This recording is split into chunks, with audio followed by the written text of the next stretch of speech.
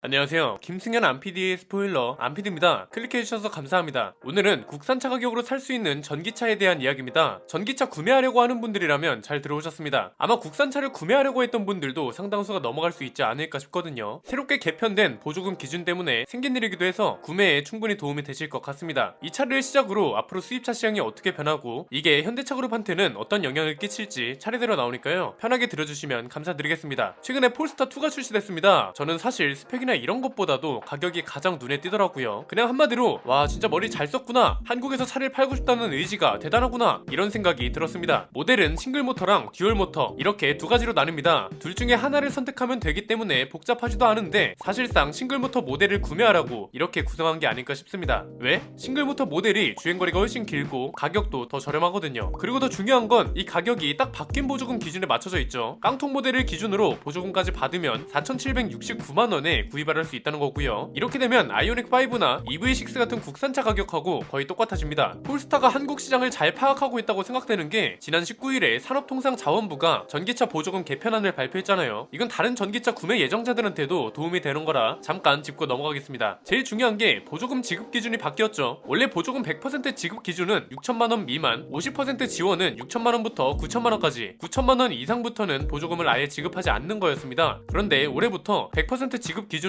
5,500만원 미만인 차, 50% 지급 기준은 5,500만원부터 8,500만원 미만까지, 그리고 8,500만원 이상부터는 아예 지급이 안 됩니다. 여기에 또 추가되는 게 있습니다. 5,500만원 미만이던 차가 가격을 인하하면 추가 인센티브도 지급된다고 합니다. 내려간 가격이 30%, 그러니까 만약에 차 가격이 100만원 저렴해지면 30만원을 추가로 지원한다는 겁니다. 인센티브 최대 지급 한도는 50만원이고요. 이건 전기차 가격 인하도 장려하는 것 같죠. 물론 지금 전기차를 늘려야 하는 시기에 보조금 지급 기준을 줄이는 게 말이 되냐, 이렇게 생각하는 분들도 계실 겁니다. 그런데 알고 보면 꼭 그렇지만은 않더라고요. 보조금 지급 기준이 타이트해지긴 했습니다. 그 대신 보급 물량이 늘었습니다. 지급되는 비용을 줄인 만큼 더 많은 차주들한테 보조금을 주겠다는 거죠. 숫자로 볼까요? 보급 대수가 어떻게 바뀌었냐면 승용차는 7만 5천 대에서 16만 4,500대로 늘어났고요. 화물차는 2만 5천 대에서 4만 1,000대로, 승합차는 1,000대에서 2,000대로 늘어났습니다. 대신 최대 보조금 지급 금액은 승용차가 800만원에서 700만원으로, 소형 화물차는 1,600만원에서 1,400만원으로, 대형 승합차는 8천만원에서 7천만원으로 줄었습니다. 자, 결국 기업 입장에선 차를 더 많이 팔 수 있는 기회가 됐다는 것이기도 한데 이걸 수입차 제조사라고 놓칠 수는 없잖아요. 이번에 폴스타2 가격 책정된 거 보면 앞으로 시장이 어떻게 변할지 답이 딱 나오죠. 보통 수입차는 옵션 선택이 없고 아예 모델이나 트림으로 옵션을 구분하잖아요. 그런데 폴스타는 선택 옵션을 국산차처럼 따로 뺐습니다. 이렇게 하는 이유는 뭔가요? 보조금은 최종 계약 가격 기준이 아니라 옵션을 제외한 트림 가격 기준으로 지급되니까요. 예를 들어서 트림 가격이 5,400만원이에요. 그런데 옵션을 선택하니까 6,500만원이 됐어요. 옵션까지 선택한 가격을 기준으로 보면 보조금을 100% 못 받죠. 그런데 트림 가격 기준이기 때문에 옵션으로 가격이 6,500만원까지 올라도 이 차는 보조금을 100% 지급받을 수 있는 겁니다. 그러니까 폴스타도 5,490만원짜리 싱글 모터 모델을 선택하면 1,200만원짜리 풀옵션으로 맞춰도 보조금을 100% 받을 수 있다는 거고요. 폴스타가 또 머리를 잘 썼다고 생각되는 게 사실상 보조금을 100% 받기는 하되 옵션을 무조건 선택할 수밖에 없게 만들어놨더라고요. 옵션은 세 가지로 나뉩니다. 파일럿 패키지랑 플러스 패키지가 있고 나파 가죽 시트가 추가되는 묶음 구성이 별도로 또 있습니다. 파일럿 패키지에는 픽셀 LED 헤드램프, 라이트 시퀀스, LED 안개 등 코너링 라이트, 360도 카메라, 파일럿 어시스턴트, 어댑티브 크루즈 컨트롤 이런 게 포함되어 있습니다. 그리고 볼보랑 차이를 둔 게 볼보는 안전사양을 최하위 트림에도 기본으로 적용해 주잖아요. 그런데 폴스타는 안전사양 자체를 파일럿 패키지에 넣어버렸습니다. 긴급제동 지원 시스템, 운전자 경고 시스템, 사각지대 경고 시스템, 교차로 경고 시스템, 후방 충돌 경고 및 제동 시스템, 주차 보조 시스템 같은 게 모두 파일럿 패키지 구성품으로 빠졌습니다. 그나마 다행인 건 저는 개인적으로 이 파일럿 패키지만 선택해도 충분히 괜찮을 것 같더라고요. 플러스 패키지는 이름처럼 있으면 좋고 없으면 아쉬운 옵션들이거든요. 파노라믹 글라스 루프, 하만 카돈 프리미엄 사운드 시스템, 시트 장식, 운전석 전동 시트, 사방향 전동 요추 지지대, 뒷좌석 열선 시트, 열선 스티어링 휠, 하이레벨 인테리어 일루미네이션 이런 게 포함되어 있습니다. 그리고 이 플러스 옵션을 선택하려면 파일럿 옵션을 무조건 선택해야 하도록 구성했습니다. 그러니까 사실상 깡통으로 가느냐, 파일럿 패키지만 넣느냐, 아니면 아예 풀옵션으로 사느냐, 이렇게 세 가지 경우로 나뉜다는 거죠. 그냥 가격이나 구성 품목을 보면 파일럿 패키지만 넣는 게 우리가 말하는 가성비 범위에 들어오지 않을까 싶습니다. 보조금 적용 가격도 볼까요? 깡통 모델은 4,790만원, 파일럿만 선택하면 5,140만원, 풀옵션으로 사게 되면 5,590만원이 됩니다. 폴스타2의 가격이랑 옵션 구성이 이렇게 나오니까 확실히 자동차 시장 판도가 바뀌고 있다는 게 느껴집니다. 앞으로 자동차를 구매하는 조건이나 환경 같은 게 많이 바뀔 거라는 소리인데 저는 크게 세 가지 변화가 있을 거라고 봅니다. 첫 번째는 현대차가 굉장히 난감해하거나 아니면 긴장을 좀 할 것 같습니다. 왜냐면 지금 지금 각 나라별로 보면 전기차 보조금 기준이 어떤가요? 굉장한 자국중심주의로 흘러가고 있죠. 미국은 지금 현지에서 생산한 전기차만 보조금을 주거나 현지 공장 노조가 있는 공장에서 생산한 전기차만 지급기준 대상으로 인정하겠다는 말도 나오고 있습니다. 중국도 중국산 배터리가 들어간 전기차에만 보조금을 지급하겠다고 했고요. 우리나라는 그에 비하면 기준이 굉장히 후합니다. 대신 보조금 혜택이 곧 판매량으로 이어지기 때문에 수입차 제조사들도 이 기준에 맞추려고 노력한다는 거죠. 아예 가격대 자체가 다른 대형 전기차들은 조금 논외로 치더라도 이번에 나온 폴스타급 전기차 있잖아요. 딱 대중적인 라인업에 걸쳐있는 차들이요. 이 차들은 보조금 100% 지급 기준에 어떻게든 맞추려고 할 겁니다. 그리고 이렇게 되면 현대차도 긴장을 해야 하고요. 옵션 구성이 어떻든 간에 일단 눈에 보이는 가격 자체가 수입차보다 비싸요. 이렇게 되면 또 비판 여론으로 이어지기가 쉽잖아요. 보조금이라는 게 선착순 지급이라서 수입차보다 먼저 받을 수 있게 출시 시기도 신경을 쓸 것 같습니다. 그래서 두 번째는 국산 전기차 가격도 서서히 낮아지지 않을까 합니다. 저는 어쩌면 보조금 기준에 맞추려고 수입차들이 가격을 낮추는 게 전기차 가격 안정화의 시작이 될 수도 있다고 봅니다. 지금은 솔직히 내연기관차에 비하면 가격대가 뚜렷하게 나뉘진 않잖아요. 예를 들면 내연기관차는 소나타 다음에 그랜저